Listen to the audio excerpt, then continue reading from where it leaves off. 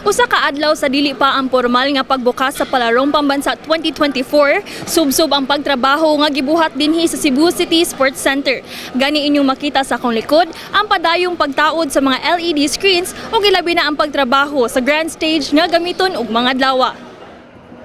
Apanunot sa mga preparasyon, atong nasayran nga dunay pipila ka mga kadaot ang namugna sa bag-ong renovate nga rubberized track oval sa CCSC.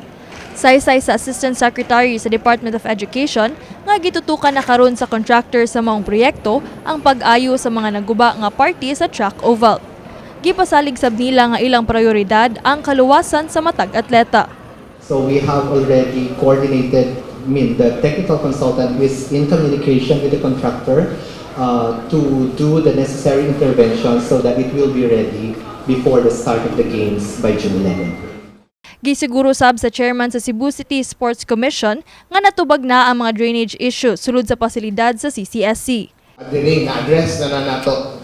Again, as you know, in the last several months we've gone through a lot of rehabilitation here, and it was summertime, and the only time that you really know kung ay mga leaks is when it rains. So we're actually thankful that the last few weeks we experienced some heavy rain para ma-address nato ang mga concerns. So, apil sa gibida karon sa CCSC ang pag-transform sa ilang covered court ngadto sa usa ka food hub kung asa mapalit ang mga nagkadayang food and drinks.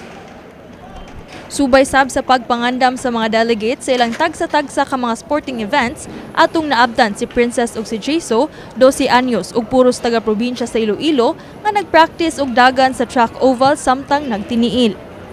Hindi kami sanay magsapatos. Mas mabilis kami tumakbo pag nakapaalang. Pag nakasapatos ba kayo? Iba, nang mataas yung time namin. Tapos pag mababa ang time namin.